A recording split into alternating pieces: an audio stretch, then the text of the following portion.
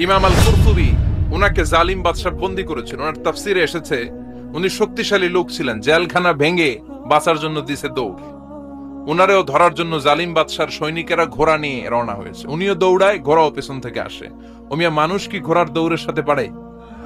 উনি হাঁটতে হাঁটতে হয়রান হয়ে এক বালুর ময়দানে যে ধপাস করে পড়েছে। ওরাও ঘোড়া দিয়ে এসে নেমেছে, কিন্তু আজীব তামাশা, উনি বালুতে ধপাস করে পড়েই সূরা ইয়াসিনের প্রথম 9 আয়াত তেলাওয়াত করতে শুরু করেছেন। ওরা নিচে নেমে ডানে বায়ে সামনে পিছনে খালি খুঁজে, কিন্তু দেখে না, সামনেই কিন্তু বসা। ওদের চোখটা অন্ধ করে দিছে কে? বিশ্বাস হয়? সব সাগর মহাসাগরের জল যদি কালি হয়ে যায়, কি উপমা দিলেন আল্লাহ!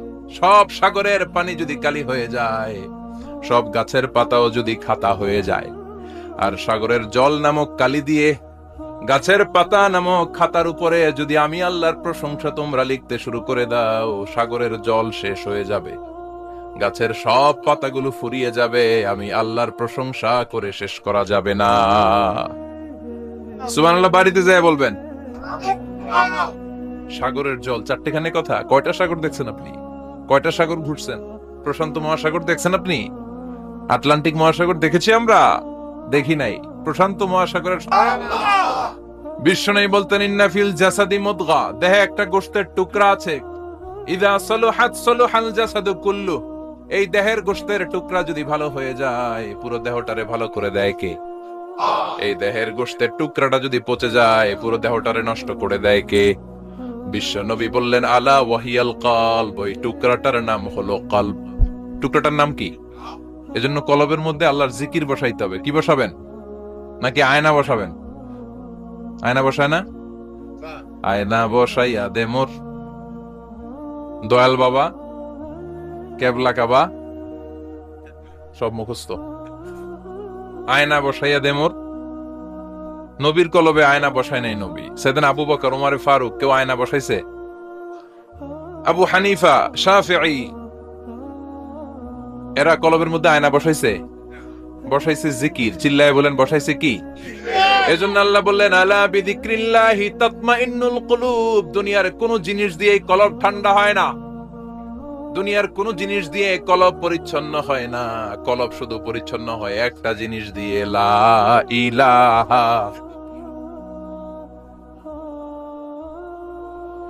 লা ইলাহা ইল্লাল্লাহু মুহাম্মাদুর রাসূলুল্লাহ সাল্লাল্লাহু আলাইহি ওয়াসাল্লাম। তাহলে কোরআনের একটা কলব আছে। আমাদের দেহে যেমনি কলব আছে, প্রতিটা প্রাণীর যেমনি কলব আছে, অন্তর আছে, কোরআনেরও কলব আছে না নাই? কোরআনের কলবের নাম? চিল্লায় বলেন, কোরআনের কলবের নাম। আবার বিশ্বনবী বলতেন, ইকরাউ আলা মাউতাকুম সূরাত ইয়াসিন, তোমাদের মুমূর্ষ ব্যক্তিদের সামনে বসে সূরাত ইয়াসিন তেলাওয়াত করো। রূহ চলে যাবে, মৃত্যুর একেবারে দ্বার প্রান্তে দাঁড়িয়ে এই মুহূর্তে তার পাশে বসে পড়তে আরম্ভ করেন, ইয়াসিন ওয়াল কুরআনিল হাকীম ইন্নাকা লামিনাল মুরসালিনা আলা সিরাতিম মুস্তাকিম। ওই ব্যক্তির ঈমানের মৃত্যু দান করে দিবে কে? মৃত্যুর কষ্ট হালকা করে দিবে কে? আবার বিশ্বনবী বলতেন, রাত্রিবেলা যে ব্যক্তি একবার সূরাত ইয়াসিন তেলাওয়াত করে ঘুমাতে যায়, সকালবেলা নিষ্পাপ অবস্থায় তারে ঘুম থেকে জাগাবে কে? আল্লাহ। তাহলে এই সূরার মর্যাদা কম কম না বেশি বেশি? কলবুল কোরআন, এটা কোরআনের কলব। একবার পড়লে 10 পড়ার সওয়াব। আবার মুমূর্ষ ব্যক্তির সামনে বসে সূরা ইয়াসিন তেলাওয়াত করতে বলা হয়েছে। তাহলে মৃত্যুর কষ্টরে হালকা করে দেয় কে? আল্লাহ। আবার রাত্রিবেলা সূরা ইয়াসিন তেলাওয়াত করলে সকালবেলায় নিষ্পাপ বানায় দেয় কে? মনে থাকবে? কোরআনের কলবের নাম কি? ভুলে যাবেন না তো? বেশি বেশি তেলাওয়াত করতে রাজি আছেন? সকাল সন্ধ্যা তেলাওয়াত করবেন তো? সূরা ইয়াসিন ছাড়াও এই সূরার অনেকগুলো নাম তাফসীর গ্রন্থে পাওয়া যায়। এই সূরার একটা নাম হচ্ছে সূরাতুল কাদিয়া, সূরাতুল তাকদি হাজাতা কারিইহা।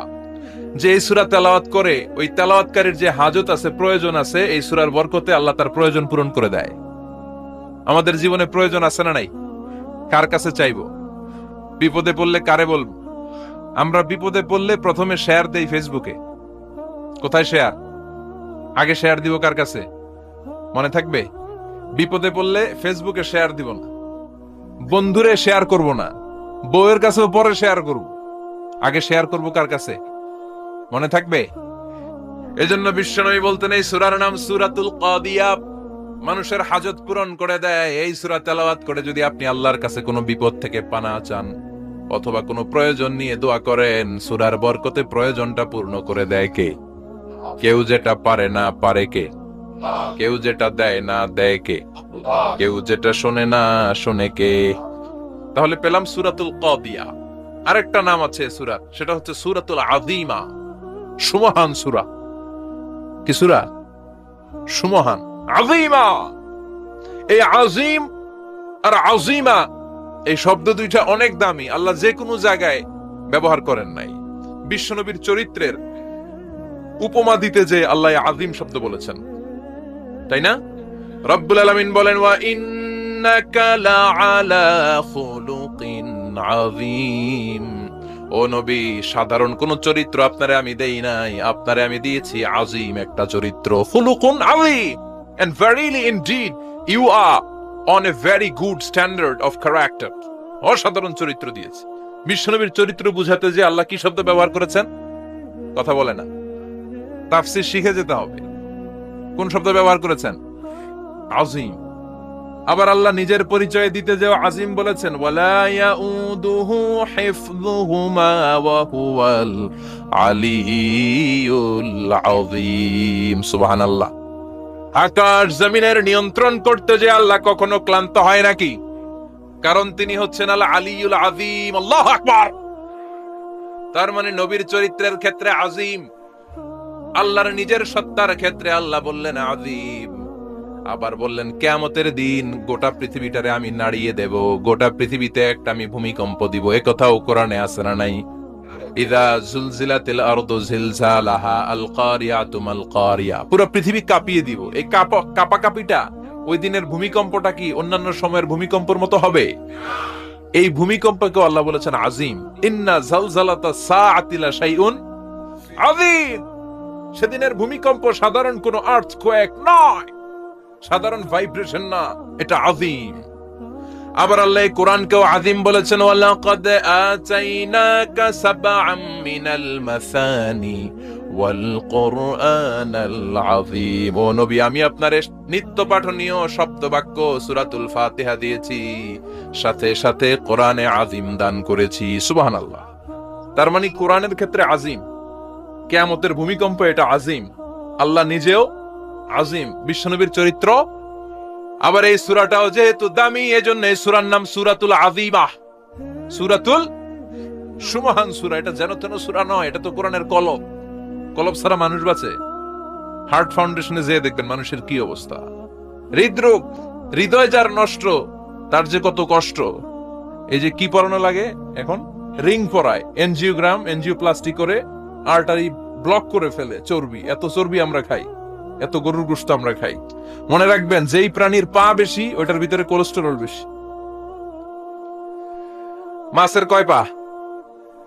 হ্যাঁ, নাই, এখানে নাই, মাছের পাটা নাই, কোলেস্টেরল নাই। মুরগির কয় পা? জোরে বলতে হবে। তার মানে কিছু কোলেস্টেরল আছে না নাই? গরুর কয় পা? কোলেস্টেরল বেশি না কম? এইবার কোন চিংড়ির কয় পা? সবচেয়ে বেশি কোলেস্টেরল কন্টেইন করে শ্রিম্প, প্রন, চিংড়ি। এজন্য এগুলো কম খাইতে হবে।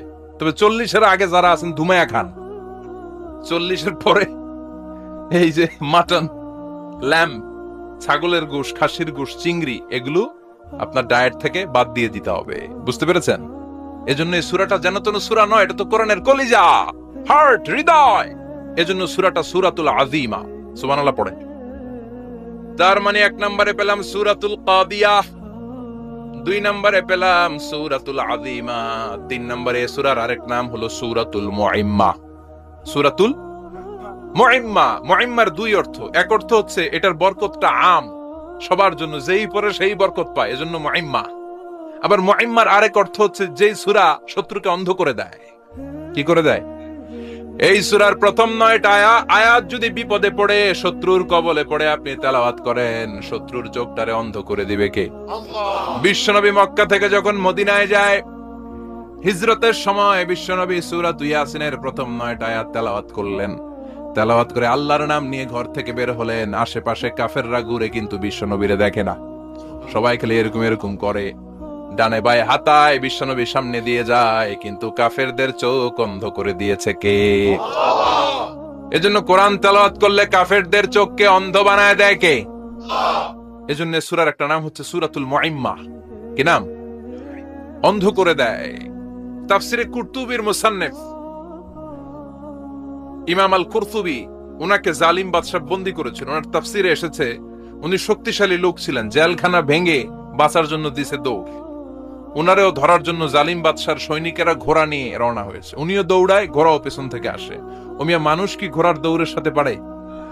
উনি হাঁটতে হাঁটতে হয়রান হয়ে এক বালুর ময়দানে যে ধপাস করে পড়েছেন। ওরাও ঘোড়া দিয়ে এসে নেমেছে, কিন্তু আজীব তামাশা, উনি বালুতে ধপাস করে পড়েই সূরা ইয়াসিনের প্রথম 9 আয়াত তেলাওয়াত করতে শুরু করেছেন। ওরা নিচে নেমে ডানে বায়ে সামনে পিছনে খালি খুঁজে, কিন্তু দেখে না, সামনেই কিন্তু বসা। ওদের চোখটা অন্ধ করে দিছে কে? বিশ্বাস হয়? ঈমান হয়? এজন্য বিপদে পড়লে সূরা ইয়াসিনের প্রথম 9 আয়াত পড়তে রাজি আছেন? আল্লাহ তুমি তৌফিক দাও। আরো জোরে পড়েন আমিন। এজন্য আল্লাহ চমৎকার এভাবে এই সূরাটা শুরু করে দিলেন। 2টা কাটা অক্ষর দিয়ে আল্লাহ বললেন ইয়াসিন ওয়াল কুরআনিল হাকীম ইন্নাকা লামিনাল মুরসালিন আলা সিরাতিম মুস্তাকিম। পড়েন সুবহানাল্লাহ। ইয়াসিন সূরাটা শুরু করলেন কি দিয়ে? এটা কি কোনো বাক্য? এটা কি কোনো শব্দ? এটা কি অক্ষর? 2টা। প্রথম অক্ষরের নাম, দ্বিতীয়টা আওয়াজ করে বলেন, প্রথম অক্ষরটার নাম, দ্বিতীয়টা খুব চমৎকার না? বাক্য দিয়ে এই সূরাটা শুরু করে নাই। যেমন ইযা জুলজিলাতিল আরদু জিলজালাহা, এই সূরার প্রথম আয়াত, এটা একটা বাক্য না? আচ্ছা। ওয়াদ-দুহা ওয়াল-লাইলি ইযা সাজা, বাক্য না? কিন্তু ইয়াসিন এটা কি কোনো বাক্য? এটা কি কোনো শব্দ? না, এটা কাটা 2টা অক্ষর। সুবহানাল্লাহ পড়েন। আল্লাহ 114টা সূরার প্রায় 29টা সূরা এরকম কাটা কাটা অক্ষর দিয়ে শুরু করেছেন। সুবহানাল্লাহ নাই? এই 29টা সূরা কখনো আল্লাহ একটা অক্ষর দিয়ে শুরু করেছেন, কখনো 2টা অক্ষর দিয়ে, কখনো 3টা দিয়ে, কখনো 4টা দিয়ে, কখনো 5টা দিয়ে। একটা অক্ষর দিয়ে আল্লাহ কোরআনের সূরা শুরু করেছেন। এরকম একটা সূরা বলেন, নুন ওয়াল কলামি ওয়া মা ইয়াসতুরুন। নুন, নুন দিয়ে সূরা শুরু হয়ে গেছে। তারপরে কফ, এক অক্ষর দিয়ে সূরা শুরু হয়ে গেছে। সুবহানাল্লাহ পড়েন। এবার বলেন 2 অক্ষর দিয়ে সূরা শুরু হয়েছে, এরকম সূরা বলেন। এত দূরে যান কেন? এটা আছে না নাই? ইয়াসিন। সুবহানাল্লাহ পড়েন। ইয়াসিন 2 অক্ষর দিয়ে। তারপরে হামিম।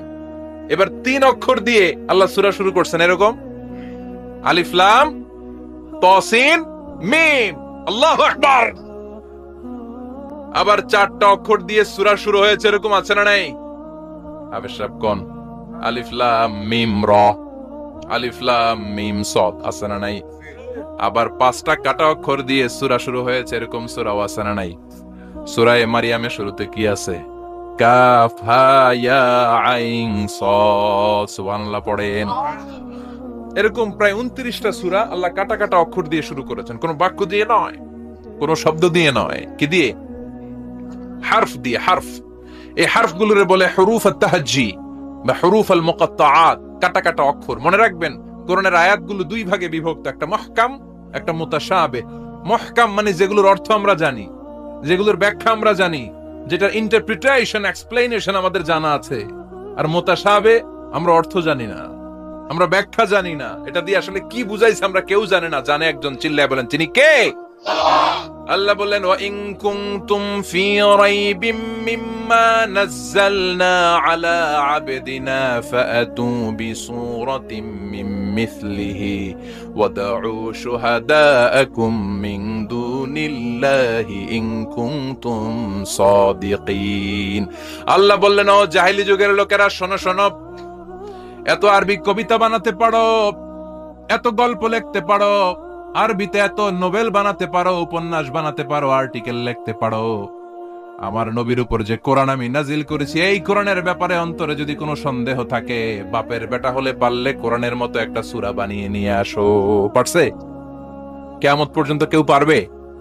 বিশ্বনবী যেই জামানাতে এসেছিলেন, ওই জামানায় আরবি ভাষা সাহিত্যের উৎকর্ষতা সাধিত হয়েছিল। আরবি ভাষার এতটা উৎকর্ষ পৃথিবী কখনো দেখে নাই। কবিতা, গদ্য, পদ্য, গল্প, উপন্যাস, রচনা, প্রবন্ধ, আর্টিকেলের শয়লাভ। এই ভাষা সাহিত্যিকদের চোখে আঙ্গুল দিয়ে আল্লাহ বুঝাতে চাইলেন, এত অর্থ করতে পারো, এত ব্যাখ্যা জানো, এত বড় বড় বুলিয়া ওড়াও, এত কিছু তুমি জানো, তাহলে বলো ইয়াসিন অর্থ কি? সুবহানাল্লাহ কইবেন না? তাইলে বল নুন অর্থ কি, কফ মানে কি, আলিফ লাম রা মানে কি, ফাবুহিতাল্লাযী কাফার। কেউ জানে না, কেউ উত্তর দিতে পারে না। কোন সুবহানাল্লাহ। এটা কোরআনের মুআজিজা, এটার অর্থ কেউ জানে না। আর এগুলোর অর্থ নিয়ে খোঁচাখুচি করাও ঠিক না। তবে মুফাসসিরিনে ইকরাম এগুলোর কিছু অর্থ সম্ভাব্য বলার চেষ্টা করেছেন। যেমন ইয়াসিনের অর্থ ইবনে আব্বাস বলেছেন, এর অর্থ হতে পারে ইয়া ইনসান, হে মানুষ। সুবহানাল্লাহ পড়েন। কেউ কেউ বলেছে এটার অর্থ হতে পারে ইয়া সাইয়্যিদ আল মুরসালিন। কেউ কেউ বলেছেন ইয়াসিন হতে পারে ইসমুল্লাহ, আল্লাহর নাম। কেউ বলেছেন এটা হতে পারে ইসমুন লিন নবী, বিশ্ব নবীর নাম। আবার কেউ কেউ বলেছেন ইয়াসিন হতে পারে এই কোরআনে কারিমের একটা নাম। কোন সুবহানাল্লাহ। এই সম্ভাব্য সব কথাগুলো বলে পৃথিবীর সব মুফাসসিররা বলতে বাধ্য হয়েছেন আল্লাহু আ'লামু বিমুরাদিহি বিহি। এটার দ্বারা আসল অর্থ যে কি, এটা আমরা কেউ জানি না। জানে কে? চিৎকার করে বলতে হবে, জানে কে? তাহলে ইয়াসিন মানে আমরা জানি না। ইয়াসিনের অর্থ আমরা ছেড়ে দেব কার উপর? এরপর আল্লাহ বললেন ওয়াল কুরআনিল হাকীম, প্রজ্ঞাময়, বিজ্ঞানময় কোরআনের শপথ। ওয়াল কুরআনিল হাকীম, বিজ্ঞানময়, প্রজ্ঞাময় কোরআনের শপথ বা কসম। ওয়াল কুরআনিল হাকীম, যে ওয়া, এই ওয়াটারে আরবিতে বলে ওয়া আল কাসামিয়া। কি বলে? ওয়া আল কাসামিয়া, কসম কাটার জন্য আল্লাহ ওয়া ব্যবহার করেছেন। যত জায়গায় কোরআনে আল্লাহ কসম কেটেছেন, ওই কসমের শব্দটার আগে ওয়া আছে না নাই? ও মিয়া, কোরআনে আল্লাহ সময়ের শপথ করেছেন, কসম কেটেছেন, যুগের কসম কেটেছেন। যুগের সময়ের আরবি হলো আল আসর। এই আসরের আগে ওয়া আছে না নাই? কি বলছে আল্লাহ? ওয়াল আসর, ওয়াল। আবার তিন ফলের কসম আল্লাহ কোরআনে কেটেছেন, কি বলেছেন? ওয়াত্তিন, মানে তিনের কসম। জাইতুনের কসম কেটেছেন, বলেছেন ওয়াজ্জাইতুন। তুর পাহাড়ের কসম কেটেছেন, বলেছেন ওয়াতুরে সিনিন। যত জায়গায় কসম, তত জায়গায় ওয়াও আছে না নাই? পাহাড়ের নামে কসম কেটেছেন, আল্লাহ বলেছেন ওয়াতুর। সূর্যের নামে কসম কেটেছেন, আল্লাহ বলেছেন ওয়াশ-শামসি ওয়াদুহাহা। সুবহানাল্লাহ কইবেন না? ফজরের নামে কসম কেটেছেন, কি বলেছেন? ওয়াল ফাজর। জিলহজ মাসের প্রথম 10 রাতের কসম কেটেছেন, কি বলেছেন? ওয়ালায়ালিন আশর। জোর আর বেজরের কসম কেটেছেন, আল্লাহ বলেছেন ওয়াশ-শাফঈ ওয়াল ওয়াতর। সূরা ইয়াসিনে কাটা কাটা 2টা অক্ষরের পরে রব্বুল আলামিন কোরআনের কসম কেটেছেন। এজন্য আল্লাহ বলেছেন ইয়াসিন ওয়াল কুরআনিল হাকীম। ইয়াসিন ওয়াল কুরআনিল হাকীম, প্রজ্ঞাময়, বিজ্ঞানময় কোরআনের শপথ। কোরআনের মধ্যে বিজ্ঞান আছে না নাই? বেশি না কম? বিশ্বাস হয় না নাস্তিককে কথা বিশ্বাস হয়?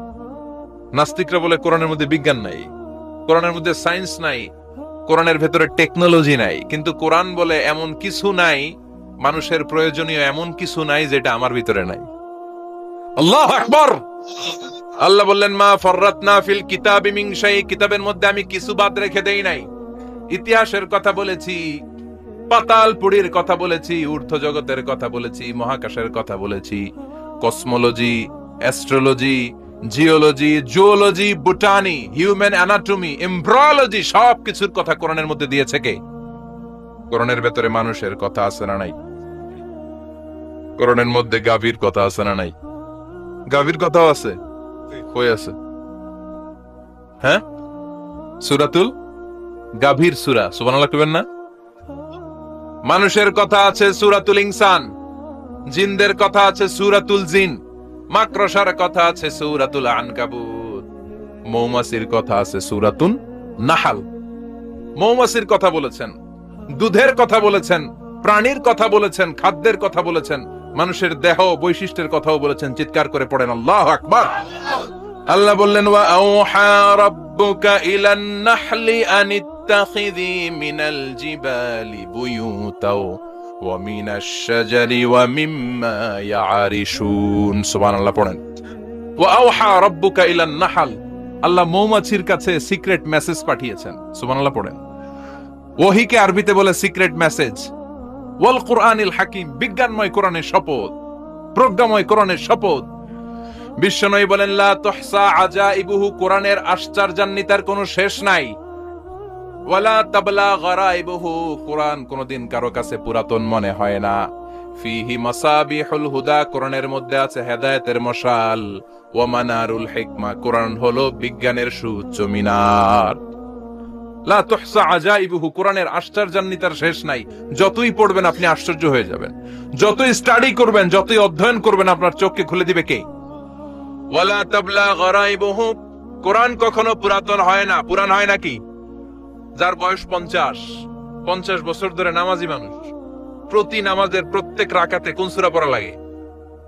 তো 50 বছর যদি কেউ নামাজি হয়, তাহলে কত লক্ষবার উনি সূরা ফাতিহা পড়ছে উনি নিজে জানে? তারপরেও কোনদিন কি মনে হয়েছে সূরা ফাতিহাটা একটু পুরান পুরান লাগে? আজকে কুল হল্লা দিয়ে শুরু করুন, কথা বলেন। পুরান লাগছে কোনদিন? এত পড়ছি এটা, আজকে আর এটা না, আজকে আর একটা, এরকম মনে হয়? ওয়ালা তাবলা গারাইবুহু, পুরান লাগে না। প্রতিদিন নতুন, প্রতিনিয়তই নতুন, অলওয়েজ নিউ, সব সময় নতুন। এজন্য বিশ্বনবী বললেন লা তুহসা আজাইবুহু, কোরআনের আশ্চর্যান্বিতার শেষ নাই। ওয়ালা তাবলা গারাইবুহু, কোরআন কখনো পুরাতন হয় না। ফিহি মাসাবিহুল হুদা, কোরআনের মধ্যে আছে হেদায়েতের মশাল। ওয়া মানারুল হিকমা, কোরআন হলো বিজ্ঞানের সুউচ্চ মিনার। সুবহানাল্লাহ। আল্লাহ বললেন ওয়া আওহা রাব্বুকা ইলান নাহল, আমি মৌমাছির কাছে মেসেজ দিলাম, সিক্রেট মেসেজ। আনিত্তাখিযি মিনাল জিবালি বুয়ুতা, তোমরা পাহাড়ের মধ্যে তোমাদের বাড়ি বানাও, মৌচাক বানাও। ওয়া মিনাশ শাজার, গাছের মগ ডালে, বড় বড় ডালে তোমরা বাসা বানাও। ওয়া মিম্মা ইয়ারিশুন, উঁচু উঁচু জায়গায় মৌচাক বানাও, যাতে করে গ্রামের ছোট্ট ছেলেরা ঢিল মারতে না পারে। কোন সুবহানাল্লাহ। মৌমাছির আল্লাহ শিখাই দিছে। নিচু জায়গায় কোনদিন মৌমাছির বাসা দেখবেন? নিচু জায়গায় সহজে নাগাল পাওয়া যায়, ধরা যায়। কথা কোন? ডাল বে মগ ডালে ওঠা লাগে মধু খাইতে চাইলে। চিল্লায় বলেন ঠিক কিনা? আল্লাহ সিক্রেট মেসেজ দিলেন আর বললেন আনিত্তাখিযি। আলেম যারা আছেন বলেন তো, ইত্তাখিযি এটা কি মুজাক্কারের সিগা না মুয়ান্নাসের সিগা? মুয়ান্নাস, মাশাআল্লাহ। এটা স্ত্রীবাচক শব্দ। আল্লাহ মৌমাছিকে যে মেসেজ করছে পুরুষ মৌমাছিরে কয় নাই, এটা নারী মৌমাছিরে কইছে। চিল্লায় এখন সুবহানাল্লাহ। এখন গবেষণা করে দেখা গিয়েছে, কার্ল ভন ফ্রিচ একজন অস্ট্রিয়ান বিজ্ঞানী, উনি এটা নিয়ে গবেষণা করে 73 সালে 1973 নোবেল পেয়ে গেছে।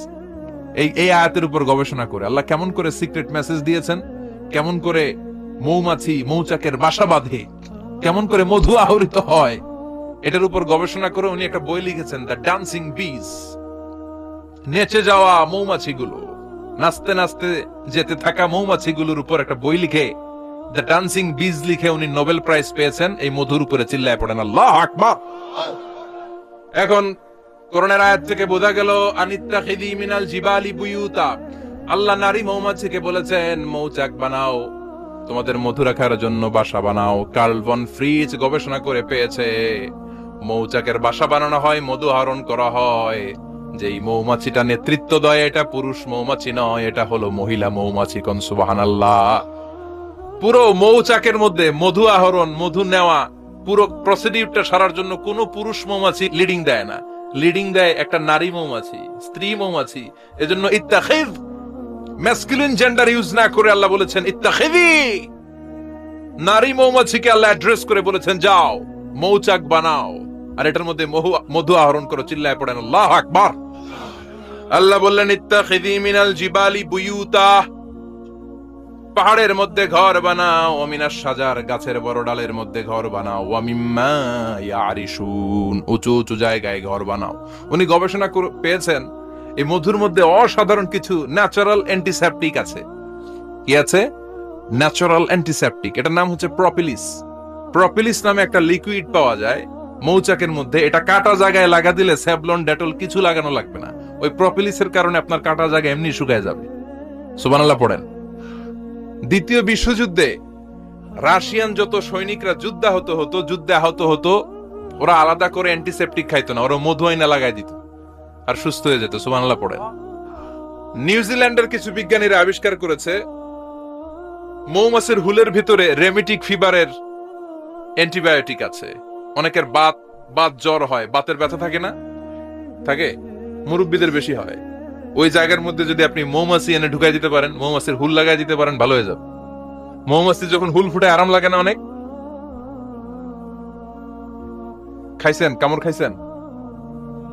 হ্যাঁ, মজা লাগে।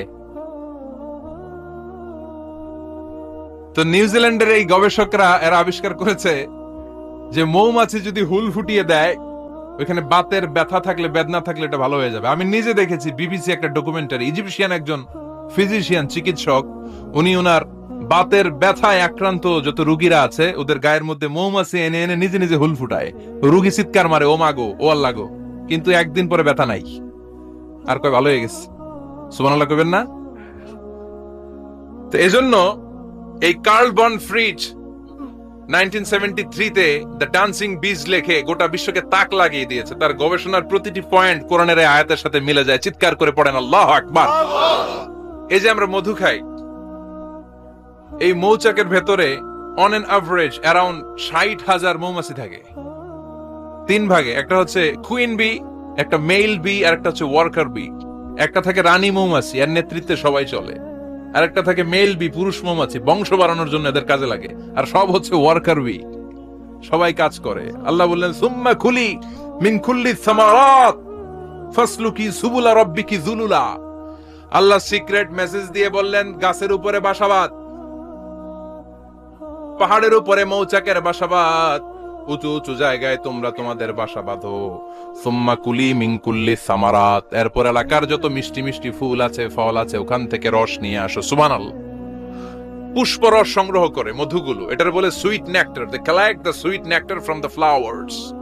এবং মধুর মধ্যে এত চমৎকার জিনিস থাকার কারণ হচ্ছে মৌমাছিগুলো ওই এলাকার সব ধরনের ফুল, ভালো ভালো সুগন্ধযুক্ত ফুল ফল থেকে রস নিয়ে আসে। তো ওই গাছগুলোর মধ্যে বনাজি গাছ আছে না নাই, ঔষধি গাছ আছে না নাই? এজন্য মধুরে বলা হয় সব রোগের ঔষধ। যত বনাজি ঔষধি গাছের নির্যাস আর পুষ্প রস আছে, সব আল্লাহ মধুর ভিতরে ঢুকায়া মধুকে আল্লাহ ন্যাচারাল ভ্যাকসিন বানিয়ে দিয়েছেন। চিল্লায়ে পড়েন আল্লাহু আকবার। আল্লাহ বললেন সুম্মা কুলি মিন কুল্লি সামারাত, সব ফল আর ফুল থেকে এই নেকটার পুষ্পরস নিয়ে আসো। ফাসলুকি সুবুলা রাব্বিকি যুলুলা, যেমন যেমন গিয়েছিলা পথ চিনায় আবার ফিরে আসো। ইয়াখরুজু মিন বুতুনিহা শারাব, এরপর তাদের পেট থেকে বের হয় শারাব। মুখতালিফুন আলওয়ানু, এক একটা মধুর কালার হয়ে যায় এক এক রকম। কোন সুবহানাল্লাহ। সরষে ফুলের মধু একটু সাদা সাদা হয় না? আমি হচ্ছি মধু খাওয়ার পোক। আমি দেশে বিদেশে যেখানে গিয়েছি ফ্রেশ হানি আমি অনেক খুঁজেছি। ইয়ামানি একটা মধু পাওয়া যায়, ইয়ামানের সাওয়াহিলি এলাকায়, পাহাড়ি এলাকায়, একেবারে কুচকুচে কালো। আবার অনেক মধু আছে কিছুটা খয়েরি এবং হলুদ বর্ণের। কিন্তু সরষে ফুলের যে মধুটা, এটা অনেকটা সাদা। এই পুষ্পরস নিয়ে মৌমাছিগুলো মৌচাকের মধ্যে ঢেলে দেয় না, এগুলো খেয়ে ফেলে। প্রত্যেকটা মৌমাছির পেটের ভেতরে আল্লাহ 2টা করে স্টোমাক দিয়েছে, পাকস্থলী। সুবহানাল্লাহ পড়ে। এটাই Karl von Frisch the dancing bees বইয়ের মধ্যে লিখেছে গবেষণায়, যে 2টা পাকস্থলী। একটা পাকস্থলী দিয়ে মৌমাছি খায়, নিজে খেয়ে বাঁচে, আর একটা পাকস্থলী দিয়ে এই ফ্লাওয়ার নেক্টার, পুষ্প রস সংগ্রহ করে ওই পাকস্থলীতে রাখে। ওই পাকস্থলীর ভেতরে আল্লাহ একটা ন্যাচারাল এনজাইম দিয়েছেন। ওই এনজাইমের সাথে ওই পুষ্প রসটা মিক্সড হয়। তারপরে আরেকটা টিউব আছে, ওই টিউব দিয়ে মৌমাছি যে সেই বাসার মধ্যে মৌমাছি যে সেখানে সাপ্লাই করে দিয়ে আসে, মধু ঢুকিয়ে দিয়ে আসে। চিল্লায় পড়েন সুবহানাল্লাহ।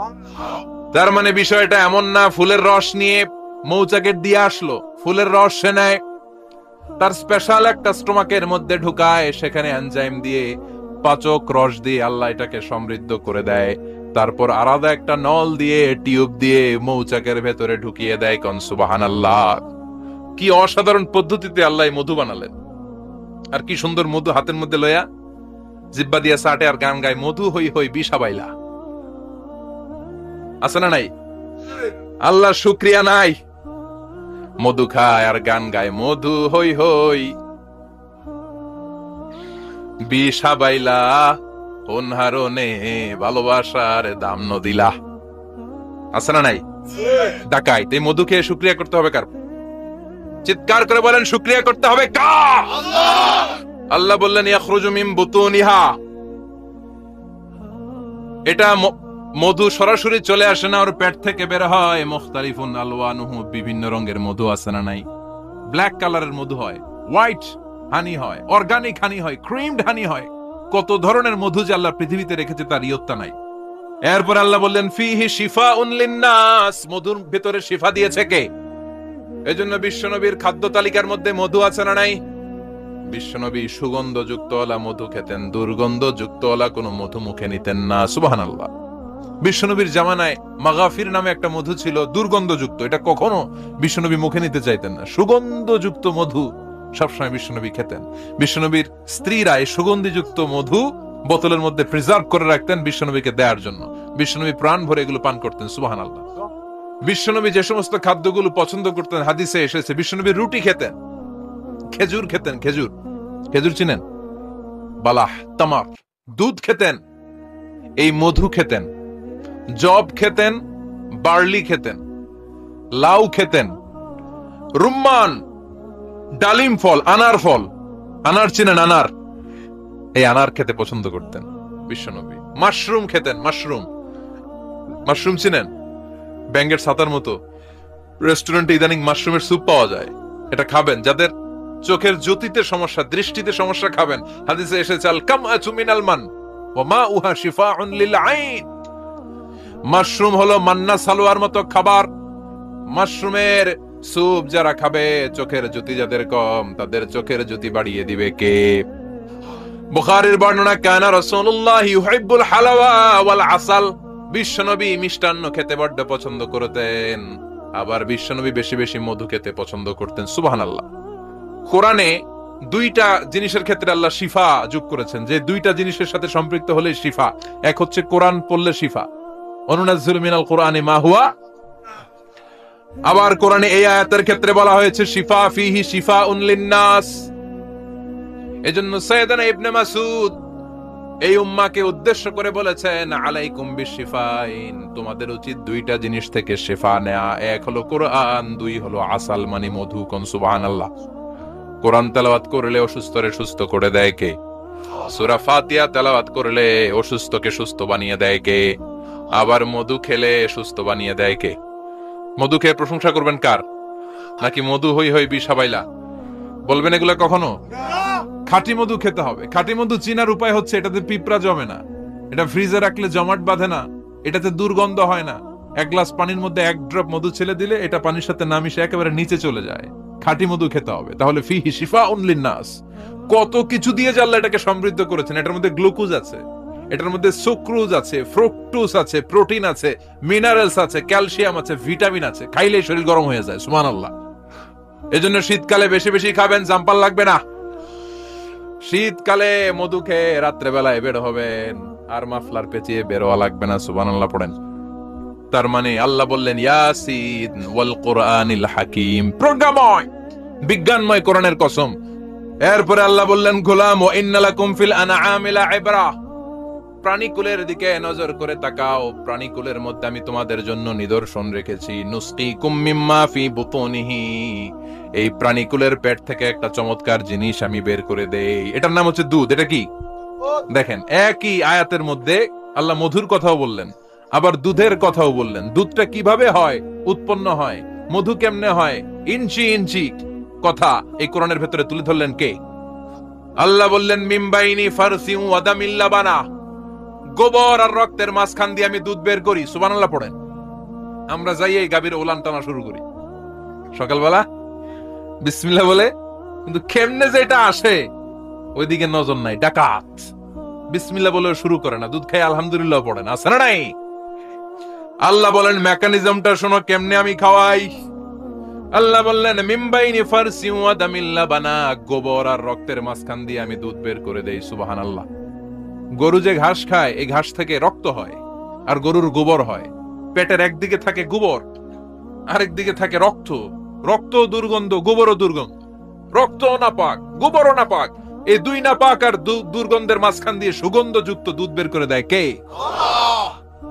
আল্লাহ বললেন মিমবাইনি ফারসিউ আদামিল লাবানা। গরু যে খাবারগুলো খায় ওই খাবারের এক পাশ দিয়ে গোবর হয়ে যায় আর এক পাশ দিয়ে রক্ত হয়ে যায়, মাঝখান দিয়ে দুধ বের করে দেয় কে? What a amazing mechanism of discharging milk from animal's body. What a amazing mechanism. একদিক দিয়ে গোবর দুর্গন্ধ, আরেক দিক দিয়ে ঘাস খাওয়ার কারণে রক্ত হয়, মাঝখান দিয়ে দুধ বের হয়ে যায়। সুবহানাল্লাহ। আবার বাছুর ছাড়া দুধ পাওয়া যায় না। গাভী আছে কার কার? হাত তোলেন তো। বাছুর ছাড়া দুধ পাওয়া যায়? শুধু গাভী, বাছুর নাই, দুধ আসবে? আবার এই যে বিশাল বড় ওলান 20 কেজি দুধ দেয় প্রতিদিন, এই ওলান কাটলে দুধ পাওয়া যায়? এক ফোঁটা দুধও ওলানটা কেটে টুকরা টুকরা করলে আপনি পাবেন না। এটা আলাদা মেকানিজম। এটা ভিতর থেকে একটা নির্যাস। বাছুর নিয়ে দুইটা ঢু মারবেন, ওই নির্যাস দিয়ে দুধ বেরোতে থাকবে, গোবর আর রক্তের মাঝখান দিয়ে চিৎকার করে পড়েন আল্লাহু আকবার। এজন্য বিশ্বনবী বলতেন বেশি বেশি দুধ খাও। দুধ হলো সুষম খাদ্য। পৃথিবীতে আবিষ্কৃত যত খাবার আছে দুধের চাইতে ভালো খাবার আছে নাকি? কথা কন। মানুষ পানি খেয়ে 3-4 দিন বাঁচে জানেন, আর পানির মধ্যে লবণ দিলে 7-8 দিন বাঁচতে পারবেন। আর দুধ পাইলে আজীবন বাঁচবেন। দুধ খেয়ে যদি হজম করতে পারেন, দুধ খেয়ে হজম করতে পারলে আজীবন বেঁচে যাবেন। সুষম খাদ্য। বিশ্বনবী যে রাতে মেরাজে যাবেন, সিদরাতুল মুনতাহা পার হওয়ার পরে বিশ্বনবীর পরীক্ষা শুরু হলো।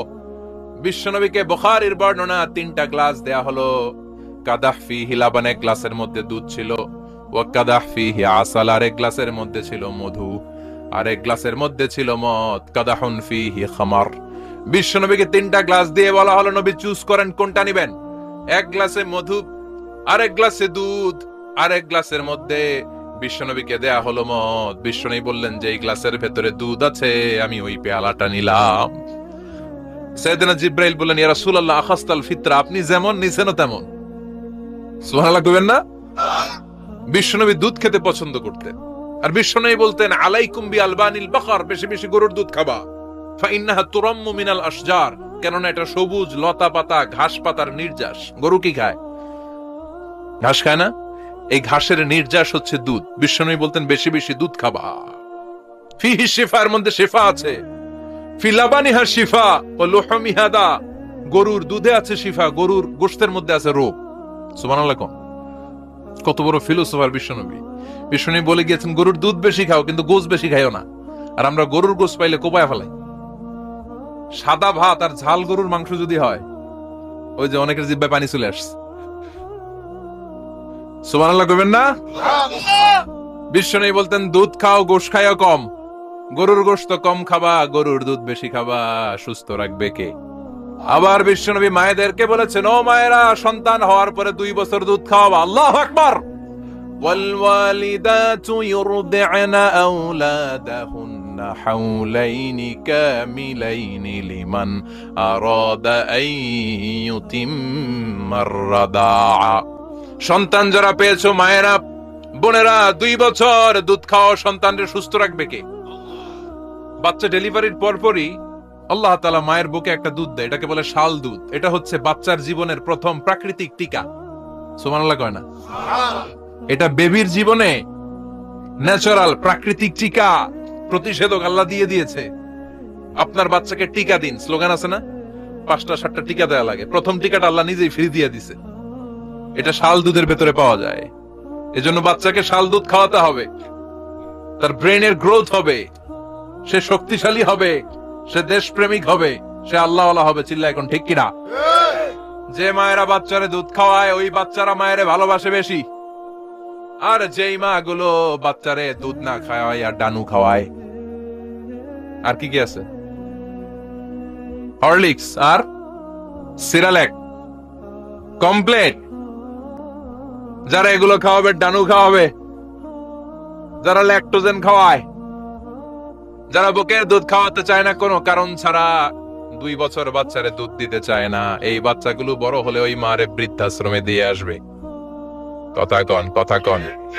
এজন্য মায়েরা, বোনেরা, সন্তান হলেই তাকে বুকের দুধ দিয়ে আল্লাহর পক্ষ থেকে যে টিকাটা, এই টিকাটা পেটের ভেতরে ঢুকাই দিতে হবে। চিল্লা এখন ঠিক কিনা?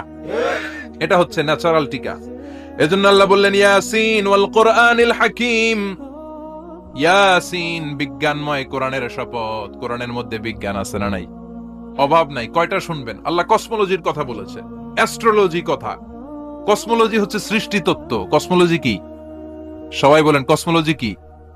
আল্লাহ বললেন আওয়ালাম ইয়ারাল্লাযীনা কাফারু আন্নাস সামাওয়াতি ওয়াল আরদা কানাতা রাতকান ফাফাতাকনাহুমা। কাফেররা কি দেখে না মহাবিশ্বের সবকিছু একসাথে মিলে ঝিলে ছিল, বিশাল এক বিস্ফোরণের মাধ্যমে আমি মহাবিশ্ব তৈরি করেছি। সুবহানাল্লাহ।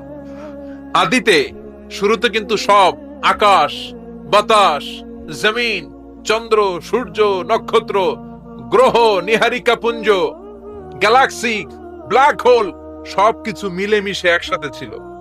এটার ঘনত্ব ছিল খুব বেশি। মহাবিশ্বের সবকিছু ছিল একটা বিন্দু। এটাকে বিজ্ঞানীরা নাম দিয়েছে দ্য সিঙ্গুলারিটি, মহা একত্ব। এরপর একটা প্রচন্ড বিস্ফোরণের মধ্য দিয়ে মহাবিশ্ব সৃষ্টি হয়েছে।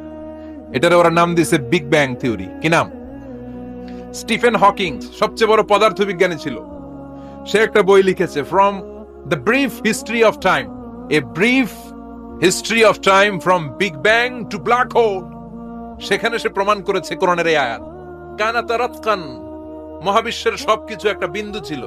চাঁদ, সূর্য, গ্রহ, তারা সবকিছু ছিল। কথা বলেন, সবাই বলেন।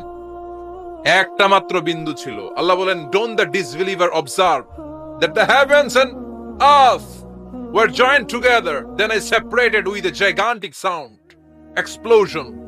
সব একসাথে ছিল। চাঁদ, তারা, আকাশ, নদী, নালা সব একসাথে। তারপরে একটা বিকট বিস্ফোরণের মধ্য দিয়ে পৃথিবী হয়েছে, চাঁদ হয়েছে, চন্দ্র হয়েছে, সূর্য হয়েছে।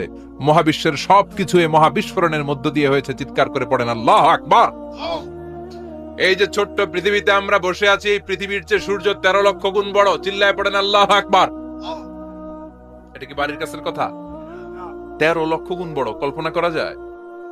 তার মানে কি সূর্যই সবচেয়ে বড়? না, সূর্যের চেয়ে অনেক বড় বড় তারা আছে। ব্যাটেলজিউস নামে একটা তারা আছে মহাকাশে, যেটা যে সূর্য পৃথিবীর চেয়ে 13 লক্ষ গুণ বড়। এই ব্যাটেলজিউস তারা সূর্যের চেয়ে 33 কোটি গুণ বড়। এই ব্যাটেলজিউস তারাটাই কি সবচেয়ে বড়? না, এর চেয়েও কত বড় তারা যা আছে কোনো হিসাব নাই। এরকম বিশাল বিশাল তারা ঘুরতে ঘুরতে মাওয়াকিউন নুজুম, ব্ল্যাক হোল নামে একটা রেঞ্জ আছে। এই রেঞ্জের মধ্যে যদি ঢুকে যায়, ছোট্ট বাচ্চার মুখে চকলেট দিলে বাচ্চা যেমনি চকলেট চুষে খেয়ে ফেলে, এই বিশাল বিশাল তারাগুলো ব্ল্যাক হোলের মধ্যে ঢুকলে এক মুহূর্তের মধ্যে নিঃশেষ হয়ে যায়। চিল্লায় পড়েন আল্লাহু আকবার। এজন্য আল্লাহ বললেন, ফালা উকসিমু বিমাওয়াকিউন নুজুম। এই তারকা নিঃশেষ হওয়ার যে জায়গাটা, এই জায়গার কসম আমি কোরআনের মধ্যে খেলাম। এই ব্ল্যাক হোলের রেঞ্জের ভেতরে তারা আসলে মুহূর্তের মধ্যে নিঃশেষ বানিয়ে দেয় কে? একটা তারার চেয়ে আরেকটা তারা বড়। এরকম হাজার কোটি তারা মিলে আমাদের গ্যালাক্সি।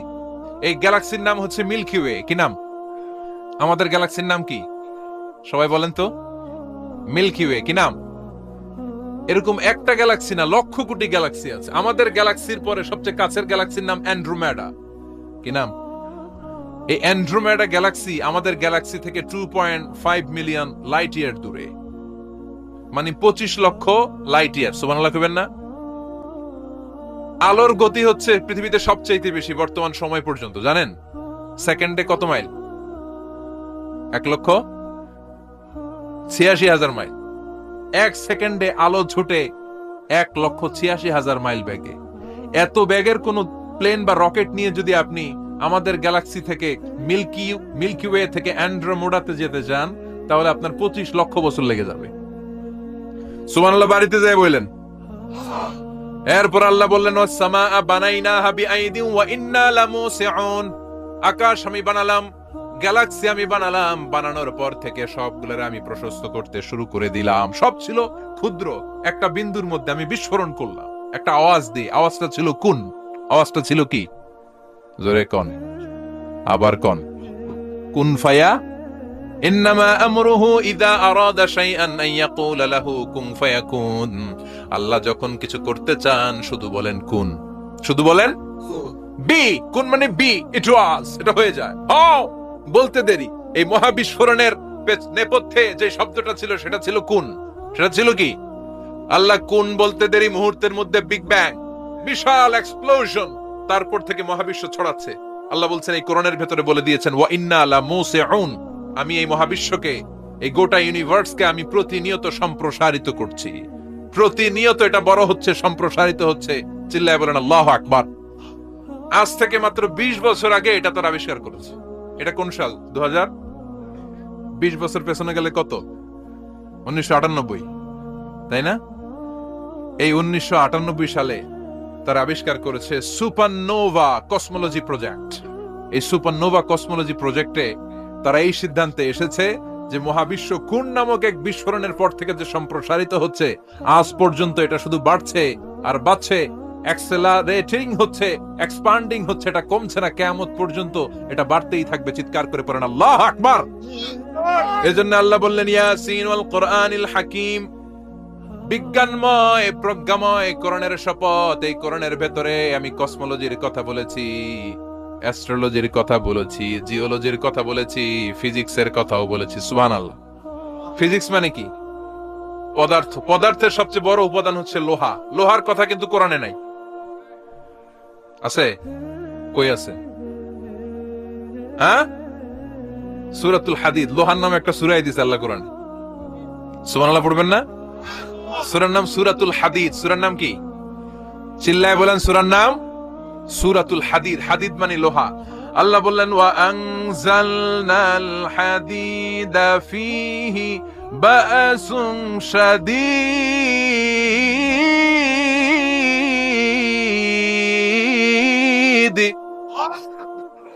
ওয়া আনজালনাল হাদিদ ফীহি বা'সুন শাদীদ, আমি লোহা নাজিল করলাম আর লোহার ভেতরে আমি ভয়ঙ্কর শক্তি ঢুকাইয়া দিলাম। সুবহানাল্লাহ। ফিহি মানাফিউ লিন-নাস, লোহার ভেতরে মানুষের জন্য অনেক কল্যাণ আছে। সুবহানাল্লাহ। লোহা ছাড়া পৃথিবীতে কিছু হয়? আংটি বানাতে লোহার দরকার আছে না নাই? ঘড়ি বানাতে, গাড়ি বানাতে, বাড়ি বানাতে, মোবাইল বানাতে, হেলিকপ্টার, প্লেন, রকেট, মাইকের স্ট্যান্ড। সুবহানাল্লাহ। কোন এমন কোন জিনিস নাই যেটার মধ্যে লোহা লাগে না। এজন্য আল্লাহ বললেন এই লোহার নামে আমি একটা সূরা ডেডিকেট করলাম, ওয়া আনজালনাল হাদিদ ফিহি বা'সুন শাদীদ, আমি লোহাকে নাজিল করেছি। আল্লাহ বলেছেন, খেয়াল করে শব্দটা শুনেন, ওয়া আনজালনাল হাদিদ, আমি লোহাকে উপর থেকে নাজিল করেছি। কি করেছি? কথা বলেন। তার মানে লোহা পৃথিবীতে ছিল না, নাজিল করছে কে? লোহা পৃথিবীতে ছিল? পৃথিবীতে ছিল। পৃথিবীতে থাকলে নাজিল করবেন কেন? এই যে কোরআনটা পৃথিবীতে আগে ছিল, নাজিল করছে কে? কোন ফেরেশতাকে দিয়ে? সাইয়েদনা জিবরাইল। কোন নবীর উপর? বিশ্বনবী মুহাম্মদুর রাসূলুল্লাহ। আল্লাহু আকবার। তার মানে ওহি পৃথিবীতে ছিল না, আল্লাহ উপর থেকে নাজিল করেছেন। নুজুল মানে উপর থেকে নিচের দিকে আসা। এই নুজুল শব্দ ব্যবহার করে আল্লাহ বললেন ওয়া আনজালনাল হাদিদ, লোহাকে আমি নাজিল করেছি। তার মানে লোহা পৃথিবীর উপাদান নয়, লোহা এসেছে উপর থেকে। কোন সুবহানাল্লাহ। বিজ্ঞানীরা, পদার্থবিদ যারা গবেষণা করে এটাই পেয়েছেন, লোহা আসলে পৃথিবীর না। লোহা পৃথিবীতে উৎপাদন করা হয় নাই। লোহার যে মলিকিউল, অণু আছে, লোহার একটা অণু তৈরি করার মতো ক্ষমতা পৃথিবীর নাই। ইভেন এই সৌরজগতের কোনো কিছু নাই। সূর্যের তাপেও লোহা তৈরি হতে পারে। লোহার ছোট্ট একটা অণু তৈরি করতে কমপক্ষে 1 কোটি ডিগ্রি সেলসিয়াস তাপের প্রয়োজন হয়। তার মানে এটা পৃথিবীর কোনো উপাদান নয়, এটা আনজালনাল হাদিদ। আল্লাহ বলেন মহাবিস্ফোরণের কারণে গলিত অন্য কোন তারার ভেতর থেকে লোহার উপাদান আমি পৃথিবীর ভিতরে এনে ঢুকিয়ে দিয়েছি। তার মানে পদার্থের কথা কোরআনে আছে না নাই? সুবহানাল্লাহ কইবেন না? এরপরে বায়োলজির কথা আছে না নাই? বায়োলজিক্যাল অ্যাসপেক্ট অফ মাউন্টেইনস, কেমন করে পাহাড়ি রেঞ্জ তৈরি হলো, আছে না নাই? ওয়াজআলনাল জিবালা আওতাদা, পাহাড়কে আমি পেরেক মেরে দিয়েছি। ওমিয়া কাঠের ভেতরে যখন পেরেক মারেন, পেরেকের বেশিরভাগ অংশ কাঠের ভেতরে ঢুকে যায়, উপরে দেখা যায় সামান্য, ঠিক কিনা? তো লোহা যদি আল্লাহ পেরেক মারেন, উপরে যা দেখা যায় এটা সামান্য, আসল পাহাড় তো মাটির নিচে। সুবহানাল্লাহ কইবেন না? আসল পাহাড় কোথায়? পেরেক যদি কাঠের মধ্যে ঢুকিয়ে দেন, পুরো পেরেকটা কাঠে ঢুকে যায় না, উপরে দেখা যায় কদ্দুর? সামান্য। পাহাড়ের যা আপনি দেখেন এটা তো পেরেকের মাথা। পুরো পাহাড়টা আল্লাহ জমিনের ভেতরে গেড়ে দিয়েছেন। চিল্লায় পড়েন আল্লাহু আকবার। আবার আল্লাহ বললেন অমিনাল জিবালি জুদাদুম বিদু ওয়া হুমরুম মুখতালিফুন আলওয়ানু, আছে না নাই? ওয়া গরাবিবু সুদ, আল্লাহ বলেন নানা রঙের পাহাড় পর্বত মহাবিশ্বে আমি তৈরি করেছি। কোন পাহাড় হচ্ছে রক্তিম বর্ণের, কোন পাহাড়কে বানিয়েছি আমি কৃষ্ণ বর্ণের, কোন পাহাড়কে বানিয়েছি আমি শুভ্র বর্ণের, কোন পাহাড়ের রং কালো, কোনটা সাদা, কোনটা নীল, আছে না নাই? মহাবিশ্ব যখন তৈরি হয়েছে, পৃথিবীর মধ্যে 7টা টেকটনিক প্লেট তৈরি হয়েছে। 7 tectonic plates create the mountain range on earth. পৃথিবীতে এই পাহাড় তৈরির কারণ হচ্ছে 7টা প্লেট। এগুলোরে 7 টেকটনিক প্লেট বলে। এই প্লেটগুলোর কারণে পৃথিবীতে এই রং বেরঙের পাহাড় তৈরি হয়েছে। কত রঙের যে পাহাড় আছে! আরব বিশ্বে পাথরের পাহাড়, বাংলাদেশে মাটির পাহাড়, ব্রুনাই, সিঙ্গাপুর, ইন্দোনেশিয়াতে যদি যান আরেক ধরনের পাহাড়। চায়নার একটা শহর আছে গানজু সিটি, কি নাম? এই গানজু সিটিতে একটা পাহাড় আছে রেইনবো মাউন্টেন। ওখানে 7 রঙের পাহাড় পাওয়া যায় এক জায়গায়। সুবহানাল্লাহ কইবেন না? রেইনবো মানে কি? রংধনু। রংধনুর কয় রং? কথা কন। ছোটবেলা আমরা মুখস্থ রাখতাম বেনিয়া সহ কলা, বেতে বেগুনি, নিতে নীল, আতে আসমানি, শতে সাদা, হতে হলুদ, কতে কালো, লাতে লাল। সুবহানাল্লাহ নাই? মনে রাখার কি অসাধারণ পদ্ধতি! এই রেইনবো মাউন্টেন, রংধনুর 7 রঙের পাহাড় এক জায়গায় পাওয়া যায়। এখানে সাদা পাহাড়, এখানে সবুজ পাহাড়, এখানে নীল পাহাড়, ওখানে লাল পাহাড়, এখানে কালো পাহাড়। এই চায়নার গানজু সিটিতে আল্লাহ তাআলা 7 রঙের পাহাড় এক জায়গায় রেখেছেন। চিৎকার করে বলেন আল্লাহু আকবার। তার মানে বায়োলজির কথাও কোরআনের ভেতরে আছে না নাই? এরপর আল্লাহ বললেন কেমন করে আকাশ থেকে আমি পানি নাজিল করে, এটাও কোরআনে আছে না নাই? আমরা ছোটবেলা পড়েছি ওয়াটার সাইকেল, হাইড্রোলজিক্যাল সাইকেল। কেমন করে সূর্যের তীব্র তাপ সাগর থেকে পানিকে জলীয় বাষ্প করে উপসে নেয়, উপরে নিয়ে সেটাকে পুঞ্জীভূত করে দেয়, ঘনীভূত করে দেয়, মেঘ হয়ে যায়, সেখান থেকে ঝিরিঝিরি ঝিরিঝিরি বৃষ্টি পড়ে, আছে না নাই? আর ওই বৃষ্টির গান আমরা গাই, এই বৃষ্টি ভেজা রাতে তুমি চলে যেও না। ওই বৃষ্টি পেয়ে আল্লাহর কাছে দোয়া করে না? বিশ্বনবী বলেন রহমতের বৃষ্টির নিচে দাঁড়িয়ে কেউ যদি হাত তুলে দোয়া করে, ওই দোয়া কবুল করে কে? আবার আকাশের মধ্যে মেঘের ঘনঘটা দেখলে বিশ্বনবী পেরেশান হয়ে যেতেন, হয়রান হয়ে যেতেন, আর আল্লাহর কাছে বলতেন আল্লাহ এই মেঘ দিয়ে তুমি আমাদেরকে আযাব দিও না, তুমি আমাদেরকে গজব দিও না, তুমি আমাদেরকে শেষ করে দিও না, এই মেঘ থেকে তুমি আমাদেরকে রহমতের বৃষ্টি দাও। পড়ে না আমিন। বৃষ্টি দেখলে বিষ্ণু বলতেন আল্লাহুম্মা সাইয়িবান নাফিআ, ইয়া গাউসু আগিসনা গাউসান মুগীসান মারিআন মারিআন নাফিআন গায়রা দা আজিলান গায়রা আজিল। হে আল্লাহ এই বৃষ্টি থেকে তুমি ঠান্ডা রহমতের পানি দাও। কি দাও? আল্লাহ মেঘ দে পানি দে ছায়া দে রে তুহু, আল্লাহ মেঘ দে। পড়েন পড়েন, আল্লাহ মেঘ দে পানি দে ছায়া দে রে তুহু, আল্লাহ মেঘ দে। এই ওয়াটার সাইকেলের কথা আল্লাহ বলেছেন। আলম তারা আন্নাল্লাহ ইউসজি সাহাবান। কাফের নাস্তিক যেগুলো সমাজের আবর্জনা খড়কুটা, ওরা কি দেখে না কেমন করে আমি বাতাসকে জলীয় বাষ্প করে আকাশে তুলি, বায়ুমণ্ডলে নিয়ে যাই, সুম্মা ইউআল্লিফু বাইনাহুম, জলীয় বাষ্পগুলারে তখন আমি ঘনীভূত করি, সুম্মা ইয়াজআলুহু রুকামান, এরপরে আমি মেঘে পরিণত করি, ফাতারাল ওয়াদকা ইয়াখরুজু মিন খিলালিহি, তারপর মেঘের ভেতর থেকে ঝিরিঝিরি ঝিরিঝিরি বৃষ্টি নাজিল করে কে? আবার আল্লাহ বললেন পানি থেকে আমি পৃথিবীর সব প্রাণগুলারে বানালাম, ওয়াজআলনা মিনাল মাই কুল্লা শাইইন হাইয়া ফালা ইয়াকিলুন, পানির ভেতর থেকে সব প্রাণের উৎপত্তি পৃথিবীর মধ্যে ঘটিয়ে দিয়েছে কে? বিজ্ঞানীরা স্বীকার করেছে পৃথিবীতে যত প্রাণ পাওয়া যায়, যত প্রাণের ব্লুপ্রিন্ট পাওয়া যায়, সব এসেছে পানি থেকে। চিৎকার করে বলেন কোত্থেকে? পানি নাই তো প্রাণ নাই, পানিও আছে প্রাণও আছে। কোন সুবহানাল্লাহ। বিজ্ঞানীদের ধারণা, তারা ধারণা করে বলেছে পৃথিবীর প্রথম প্রাণের নাম হচ্ছে অ্যামিবা। কি নাম? ওরা বলেছে এটা এককোষী জীব। It's a very small unicellular organism found ever in the world. পৃথিবীতে পাওয়া প্রথম এককোষী প্রাণীর নাম হচ্ছে অ্যামিবা। এটা এসেছে শৈবালের মধ্যে, এরপরে জুপ্লাংটন, ফাইটোপ্লাংটন, ব্যাকটেরিও প্লাংটন, একটার পর একটা স্পিসিজ প্রজাতি পৃথিবীতে ডেভেলপ করেছে। কোন সুবহানাল্লাহ। এই পানির কথা কোরআনের ভেতরে বলে দিল কে? এজন্য আল্লাহ বললেন ওয়াল কোরআনিল হাকিম, বিজ্ঞানময় কোরআনের শপথ।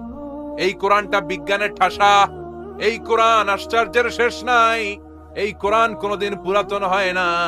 এই কোরআনের ভেতরে আল্লাহ দিয়েছেন হেদায়েতের মশাল, আর কোরআনটাকে বানিয়েছেন বিজ্ঞানের সুউচ্চ মিনার। জোরে কোন সুবহানাল্লাহ। তার মানে কোরআনে আমরা কি পেলাম?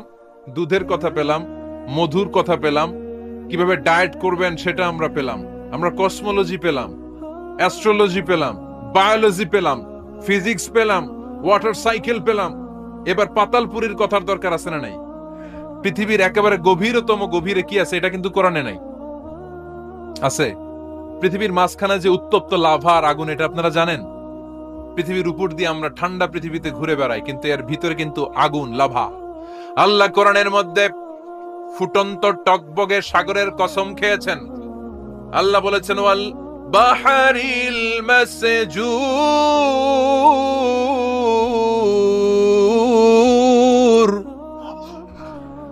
আমি কোরআনের ভেতরে ফুটন্ত টকবগে সাগরের পানির কসম খেলাম। পড়েন সুবহানাল্লাহ। সাগরের পানির ফুটন্ত টকবগে সাগরের পানির কসম। সাগরের পানি আবার ফুটন্ত হয় কি করে? পানি কি হয়? ঠান্ডা। পানি কি? কথা বলেন। আল্লাহ পৃথিবীর ভেতরকার কথা চিন্তা করে বলেছেন ওয়াল বাহরিল মাসজুর। ইউনাইটেড স্টেটস অফ আমেরিকার নেভাল একাডেমির সায়েন্টিস্টরা এই আয়াতের উপর রিসার্চ করেছে যে সাগরের ভেতরে আবার এই ঠান্ডা পানির ভেতরে আবার উত্তপ্ত আগুনের লাভা আসলো কোত্থেকে। রিসার্চ করার জন্য তারা সাগরের ভেতরে পাইপ ঢুকিয়েছে। পাইপ ঢুকাতে ঢুকাতে অনেকগুলো লেয়ার তারা পার করেছে। রূপান্তর শিলার স্তর, পাললিক শিলার স্তর, আগ্নেয়গিরির শিলার স্তর, মার্বেল পাথরের অনেকগুলো শিলার স্তর পেরিয়ে যাওয়ার পরে তারা পাইপ ঢুকানোর পরে দেখতে পেয়েছে পাইপগুলো গলে যায়। পাইপগুলো কি হয়? তার মানে ভিতরে কি আছে? গত কয়েক মাস আগে জাপানে কিছু জিওলজিস্ট, ভূতত্ত্ববিদ, তারা গবেষণা করে পৃথিবীর এক মাথা থেকে আরেক মাথায় যেতে চাচ্ছে, মানে প্রতিপাদ স্থান।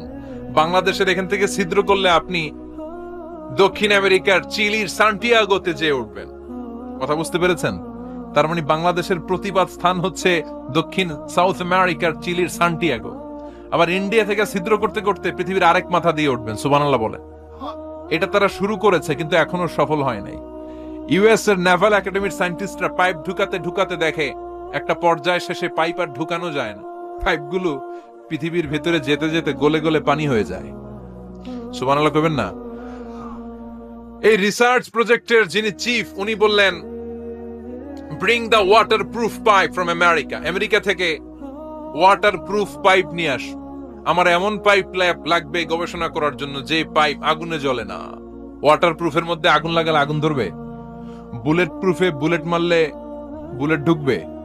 মাননীয় প্রধানমন্ত্রী শেখ হাসিনা যে গাড়িতে করে চড়ে, এটা বুলেট প্রুফ কার? গুলি মারলে ঢুকবে? আবার গুলি মারতে যায় না, 14 গোষ্ঠী উদ্ধার করে ছাড়বে আপনার। খবরদার। তো আমেরিকা থেকে ফায়ার প্রুফের পাইপ নিয়ে আসা হলো। নেভাল একাডেমির চিফ সায়েন্টিস্ট পাইপ ঢুকাতে আরম্ভ করলেন। ঢুকাতে ঢুকাতে পৃথিবীতে কিন্তু অনেকগুলো স্তর আছে। এই যে বালু মাটি, সব কিন্তু বালু মাটি নয়। আপনি খুঁড়তে খুঁড়তে পেয়ে যাবেন পাললিক শিলা, এরপরে রূপান্তরিত শিলা, এরপরে মার্বেল পাথরের শিলা, এরপরে শুরু হবে গরম আগ্নেয়গিরির শিলা। ওই শিলার ভেতরে এমন আগুন আল্লাহ রেখেছে, ওই নেভাল একাডেমির সায়েন্টিস্টরা ফায়ার প্রুফের পাইপ ঢুকাতে ঢুকাতে একটা লেভেল যাওয়ার পরে দেখা যায় ফায়ার প্রুফের পাইপও গলে গলে মুহূর্তে পানি হয়ে যায়। তার মানে ভেতরে এমন আগুন আল্লাহ রেখেছে, ওই আগুনের তুলনায় পৃথিবীর আগুনের মতো নয়। ওই আগুনটাই জাহান্নামের আগুন। আবার বিজ্ঞানীরা গবেষণা করে ওই আগুনের মধ্যে মানুষের চিৎকার শুনেছে। এজন্য হাদিসে এসেছে আল্লাহর ওলিরা, মুমিন বান্দারা মারা গেলে তাদের রূহগুলো আকাশে চলে যায়, ইল্লিনে চলে যায়। আর কাফের মুশরিক আর নাস্তিক গুলো মারা গেলে তাদের আত্মাগুলো পৃথিবীর মাঝখানে সিজ্জিনে চলে যায়। ওই সিজ্জিনের ভেতরে আগুন আছে না নাই? চিল্লায় বলেন।